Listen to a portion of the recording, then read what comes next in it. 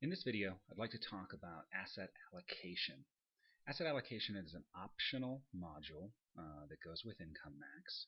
It's purchased separately. And the idea behind asset allocation is if you are making stock moves and things like that with your clients, you might want to know how are they currently allocated. In other words, what are their classes, stock classes and things that they're in, because you may want to make adjustments. So asset allocation will appear if you have that extra, and if you've got the trial version, it comes with the trial, and it's right here on the main menu. So there's first of all there's setup to asset allocation, and what you'll do is the first bit of setup is to define your asset classes. These are unique to you, so you get to pick. I've defined some that look very common. You might put in hedge funds, any words that you want that will describe asset classes. And again, I just took some of the common ones. So you'll enter the names, and if you want to add a new row, click the add new row, enter a name right here, and then you'll give it a rate of return. And the rate of return is basically saying that, we feel that large cap equities as a guideline will earn 7%, mid caps at 6.5, and so on. And those are, again, for you to define. So once you define your class, make sure you save the asset class, and you'll get the confirmation box. If you want to delete one, hit the delete button, and it goes away. Okay, so that's how the asset classes get defined, and typically you'll define those once. You can certainly adjust them, especially the rates of return, and if you want to add or remove classes, you can do that at any time. But as a guideline, you'll kind of get these set, and then you tend to leave them alone.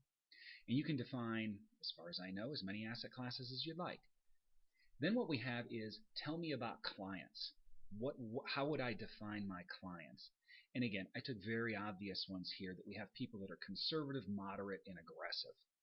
Again, you can define as many client profiles as you would like, but I took some very obvious ones. Descriptions are optional, as you can see, so if it helps you to remember what you meant by moderate, put a description in and there you go.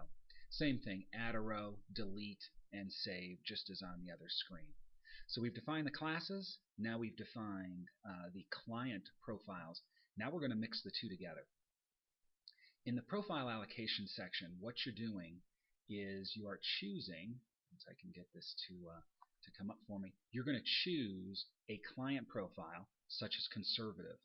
Now you get to decide, okay, what does a conservative investor look like? How would you, as the planner, allocate out a conservative investor? I took some guesses here saying conservative, we're not going to put a whole lot into large cap and mid cap. We're going to tend to stay into, say, cash and bonds as a guess. That number does need to add up to 100, and we show you a nice little graph over here that shows you what that mix actually looks like. Once you've defined those, save the profile allocations, and again, go through each one and adjust what the mix looks like. So here I have moderate, and then of course aggressive. Now that you're set up, okay, we've got our data set up, what we're ready to do is go in and apply the asset allocations to an individual case. So I clicked on our favorite Todd and Sylvia Young case. I jump into retirement. We're going to go to retirement assets, because that's what we're doing the allocation for, is on our assets. And now when we hit edit, our asset allocation tab will now make some sense.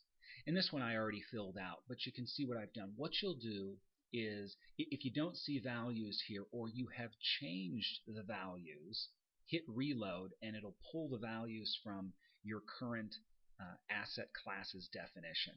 So here it's pulled those values, and I said, let me move this down just a little bit. So what we have is a 401k at Fidelity. It's tax deferred, and what I decided was the asset mix is 50-50. Potentially not terribly realistic, but that's the idea. It's 50% large cap, 50% mid cap is what this particular 401k is made of. Now one of the things we've done is, if we go back over here, we see that we have said that this is going to earn 7%. Yet if we put in our asset allocation, the asset allocation is saying, because of the mix that you gave it, And the way we defined the rates of return for large cap and mid cap, it's saying you're really going to get 6.75%. So if you want to use that, you can say copy that number, and when we jump back over here, we've really just pasted it in for you. It's just a convenience method of getting that value in. So it's a way to sort of double check. If we had put 9% in here and our asset allocation comes back and tells us, no, it's more like, in this case, 6.7%, 675, we know we might be a bit off.